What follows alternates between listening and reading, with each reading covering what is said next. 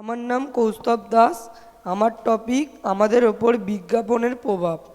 বিজ্ঞাপনের প্রভাব বলতে আমরা টিভিতে যা দেখি সেই বিজ্ঞাপনগুলো দিয়ে আমরা দোকানে গিয়ে জিনিস কিনি। বিজ্ঞাপনে যেটাই দেখি সেটাই ভাবি খুব ভালো জিনিস, সেটা দেখে আমরা কিনতে যাই। কিন্তু বিজ্ঞাপনের সব জিনিসই যে ভালো হবে সেটা কিছু নয়। আমরা অনেক সময় বিজ্ঞাপনে দেখি আইফোন আইফোন 70 প্রো ম্যাক্স, সেটা আমরা ভাবি ভালো, কিন্তু আমরা মাকে তখন বলি, মা এটা কিনে দাও। মা বলল, কোথায় দেখেছিস? আমি বললাম, বিজ্ঞাপনে দেখেছি টিভিতে। মা বলল, আমাকে দেখাবি, তারপরে আমি কিনে দেবো। তা আমি দেখালাম মাকে।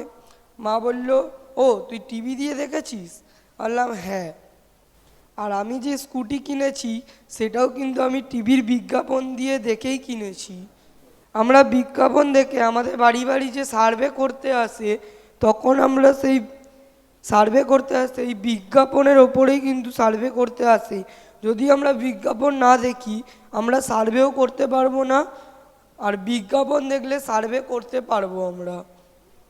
বিজ্ঞাপনে আমি একদিন দেখলাম একটা ফেস ওয়াশ, কিন্তু তার আগে আমি নামটা জানতাম না। আমি বিজ্ঞাপনে দেখে আমি দোকানে গিয়ে জিজ্ঞেস করলাম। সে বললো হ্যাঁ আছে। আমি বললাম ঠিক আছে, তাহলে দাও। কিন্তু আমি যদি বিজ্ঞাপন না দেখতাম তাহলে আমি ওই ফেস ওয়াশের নামটাও জানতাম না, আর আমি কিনতেও পারতাম না। এই যে আমরা যে ফ্লিপকার্ট, অ্যামাজন, শপসি এইসব জিনিস যে বুক করি, সেটাও কিন্তু আমরা বিজ্ঞাপন দিয়ে দেখি।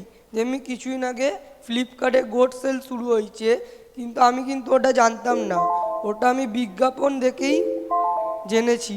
এই বলে আমি আমার বক্তব্য শেষ করছি।